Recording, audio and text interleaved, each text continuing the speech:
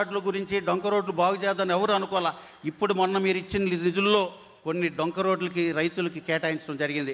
మరి వ్యవసాయ ఆధారిత నియోజకవర్గం మీరు గనక డొంక రోడ్లకి నిధులు కేటాయిస్తే రైతుల మనసులో చిరస్థాయిగా నిలిచిపోతాం సార్. కూటమి ప్రభుత్వాన్ని ఇంకా ఇంకా ఇంకా ఆశీర్వదిస్తారని కూడా మీకు తెలియజేస్తూ నాకు చాలా సంతోషంగా ఆనందంగా ఉంది.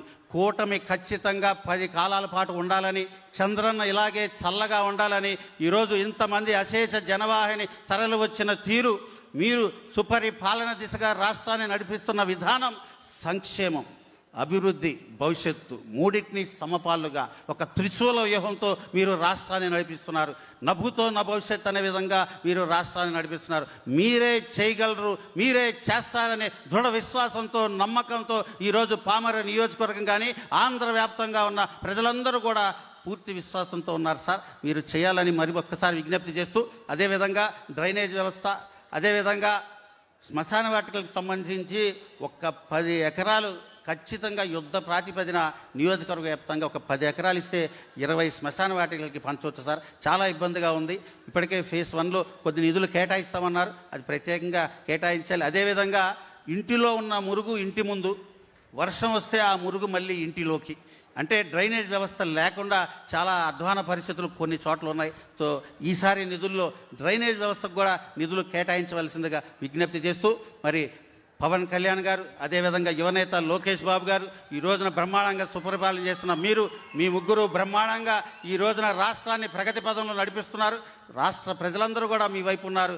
ఏ ముఖ్యమంత్రి చేయని సాహసోపేతమైన కార్యక్రమం, ఒక్క రోజులోనే 3 రోజులు దావోదులో 36 మీటింగులు పూర్తి చేసుకొని అర్ధరాత్రి 1 గంటకి హైదరాబాద్ ఎయిర్పోర్ట్లో దిగి తెల్లారి 5 గంటలకి అమరావతి చేరుకొని 7 గంటలకి అధికారులతో మీటింగ్ పెట్టిన ఏ ముఖ్యమంత్రి కూడా చరిత్రలో ఎక్కడ ఎవరు చేయలేని సాహసం మీరు ఈ 76 సంవత్సరాల వయసులో మీరు చేస్తున్నారు సార్. ప్రజలందరూ గమనిస్తున్నారు, మీ కష్టాన్ని గుర్తించారు.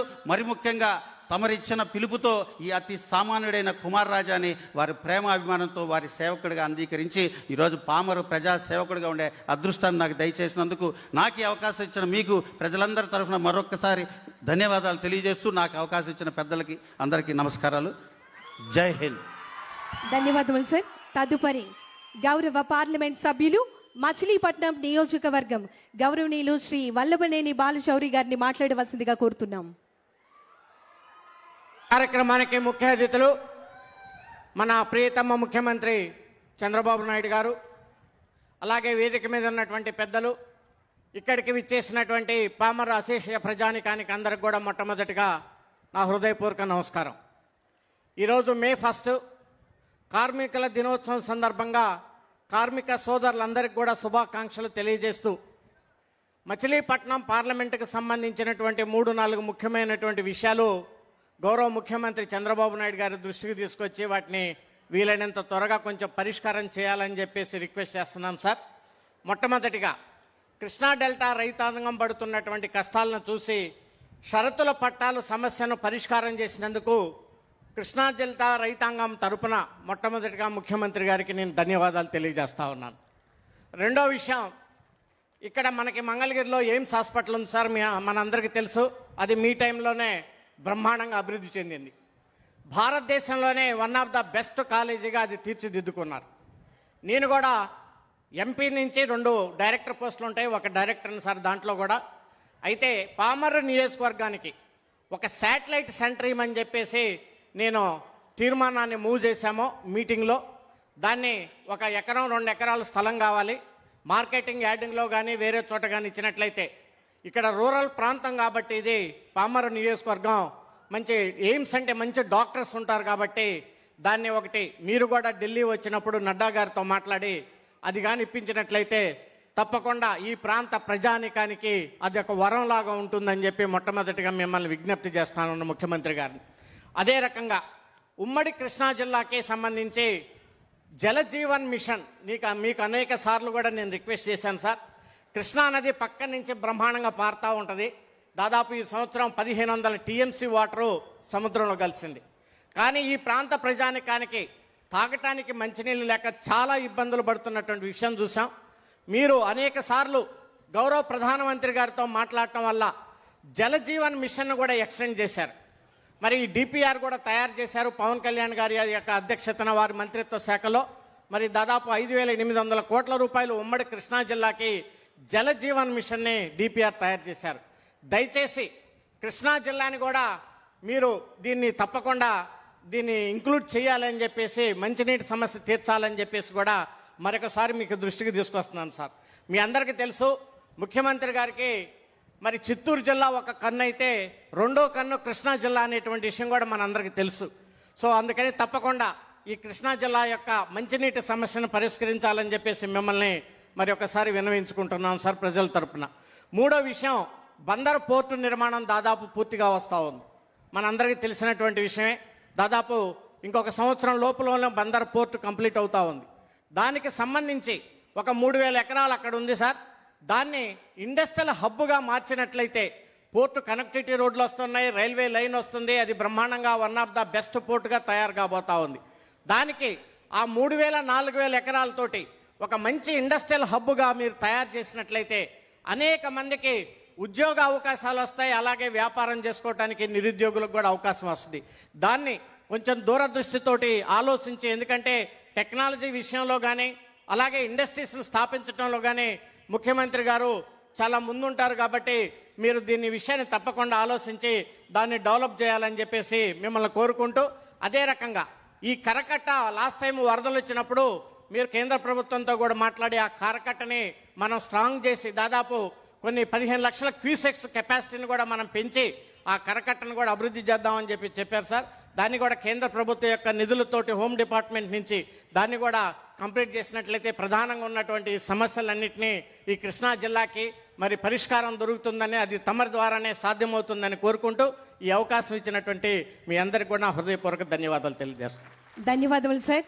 ఆంధ్రప్రదేశ్ రాష్ట్ర కార్మిక శాఖను సభాష్ అనిపించుకునే విధంగా కృషి చేస్తున్నటువంటి గౌరవ మంత్రివర్యులు, ల్యాబో ఫ్యాక్టరీస్, బాయిలర్స్ మరియు insurance medical services government of Andhra Pradesh గౌరవనీయులు శ్రీ వాసంశెట్టి సుభాష్ గారిని మాట్లాడవలసిందిగా కోరుతున్నాం. అందరికీ నమస్కారం. రాష్ట్ర ప్రథమ కార్మికులు, నిరంతర శ్రామికులు, మన ప్రియతమ నాయకులు ముఖ్యమంత్రి వర్యులు నారా చంద్రబాబు నాయుడు గారికి, అలాగే వేదికపై ఉన్న పెద్దలందరికీ, ఇక్కడికి ప్రజావేదికకి విచ్చేసిన సోదరి సోదరులందరికీ కూడా నా నమస్కారాలు తెలియజేసుకుంటూ, ముందుగా అంతర్జాతీయ కార్మికుల దినోత్సవ శుభాకాంక్షలు తెలియజేసుకుంటూ, మన టీడీపీ పార్టీ ఎప్పుడూ కూడా ఇటు కార్మిక పక్షపాతిగానే వ్యవహరించింది. మన జెండాలో కూడా నాగలి, ఇళ్ళు, అలాగే చక్రం చిహ్నాలుగా ఉన్నాయి. అందులో కార్మికులకి చక్రం చిహ్నంగా పెట్టిన గొప్ప పార్టీ మన తెలుగుదేశం పార్టీ. ఈ రోజున గడిచిన 5 సంవత్సరాలు కూడా Jaganmohan Reddy speed of closing business అనేది సిస్టాన్ని ఫాలో అయ్యారు. త్వరగా సాఫ్ట్వేర్ కంపెనీల నుంచి జాకీ లాంటి అండర్వేర్ కంపెనీల వరకు కూడా ఈ రాష్ట్రాన్ని నుంచి తరిమి కొట్టాడు ఆయన. ఒక విజనరీ ఉన్న నాయకుడు లేకపోతే ఏమవుతుంది రాష్ట్రం అనేది రాష్ట్ర ప్రజలందరూ చూశారు. ముఖ్యంగా ఇటు భవన నిర్మాణ కార్మికులు అందరూ కూడా ఊచకోతకు గురయ్యారు. మరి మన మంచి ప్రభుత్వం వచ్చిన తర్వాత రాష్ట్రానికి వెల్లువల పెట్టుబడులు వస్తూ ఉన్నాయి. ప్రతి చోట మాట్లాడుతూ ఉన్నారు. పెట్టుబడులు లక్షల కోట్లు వస్తూ ఉన్నాయి. 20 లక్షల ఉద్యోగాలు ఇవ్వడానికి సర్వం సిద్ధమైంది ఈ మంచి ప్రభుత్వాన్ని.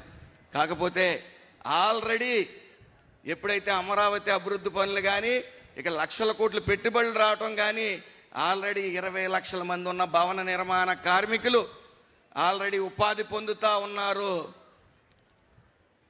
గత ప్రభుత్వం కనీసం 365 రోజుల్లో 80 రోజులు కూడా పని దొరకని వైనం, ఇటు ఇసుకని బంగారంగా అమ్మటం, అలాగే వస్తున్న పెట్టుబడుల్ని తరిమి కొట్టడం కమిషన్ల కోసం.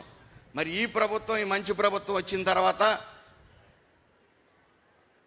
అభివృద్ధి అంటే భవనాలు కట్టడం మాత్రమే కాదు, అభివృద్ధి అంటే భవనాలు కట్టే కార్మికులు వాళ్ళ జీవిత పరిణామాలు మెరుగుపడాలనే ముఖ్య ఉద్దేశంతో ఏదైతే డూప్లికేషన్ పేరుతో 1214 మెమో రిలీజ్ చేసి భవన నిర్మాణ కార్మికుల సంక్షేమ పథకాలను రద్దు చేయటం, వాళ్ళు పని దినాలు లేకుండా వాళ్ళని రోడ్డు మీద పాడేయటం, వాళ్ళ జీవితాల్లో చిమ్మ చీకటి నెలకొంది.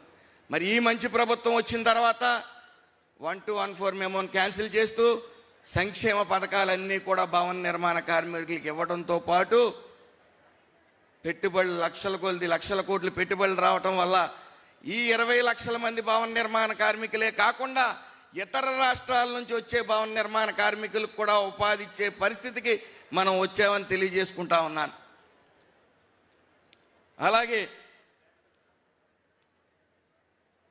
ఇంటిగ్రేటెడ్ లేబర్ ఎమ్యూనిటీస్ సెంటర్ అనేది ఒకటి ఈ రోజున పైలట్ ప్రాజెక్ట్ కింద 5 నగరాలను ఎన్నుకోవటం, మరి గౌరవ ముఖ్యమంత్రి వర్యులు నారా చంద్రబాబు నాయుడు గారి ఆదేశాల మేరకు 15 పైలట్ ప్రాజెక్ట్స్ కింద 15 నగరాల్లో చేయమని చెప్పడం జరిగింది. జట్టు కూలీలు కార్మికులు అందరూ రోడ్డు మీద పని కోసం నిరంతరం వెయిట్ చేయటం, కొంతమంది యజమానులు తక్కువ వేతనాలకే వాళ్ళని పనికి తీసుకెళ్ళటం, ఇవన్నీ అధిగమించాలి. వాళ్ళకి వాష్రూమ్స్ సదుపాయం కానీ విశ్రాంతి సదుపాయం కానీ వాళ్ళ స్కిల్ పెంచే విధంగా ఈ లేబర్ అడ్డాస్ని మరి పైలట్ ప్రాజెక్ట్ కింద తీసుకురావడం గొప్ప పరిణామం. అలాగే భవన నిర్మాణ కార్మికుల్లో కూడా వాళ్ళ నైపుణ్యాన్ని పెంచడం కోసం స్కిల్ డెవలప్మెంట్ ప్రోగ్రామ్స్ని కానీ, అదేవిధంగా వాళ్ళ ఆరోగ్యం విషయంలో పూర్తిగా కట్టుబడి ఉండి మరి వాళ్ళందరికీ కూడా హెల్త్ స్క్రీనింగ్ టెస్టులు చేయమని కూడా గౌరవ ముఖ్యమంత్రి నారా చంద్రబాబు నాయుడు గారు ఆదేశాల మేరకు ముందుకు వెళ్తా ఉన్నాం. అలాగే గత ప్రభుత్వం కార్మికుల కోసం ఏ రోజు కూడా ఒక ఇటుక కానీ గుప్పుడు ఇసుక కానీ వేసిన వైనం లేదు. సెంట్రల్ గవర్నమెంట్ నుంచి వస్తున్న ఫండ్స్ను కూడా కేవలం జీతాలకి అలాగే ఇండెంట్లకి మాత్రం ఖర్చు పెట్టి మిగతా డబ్బులు వెనక్కి పంపేవారు. కానీ ఈ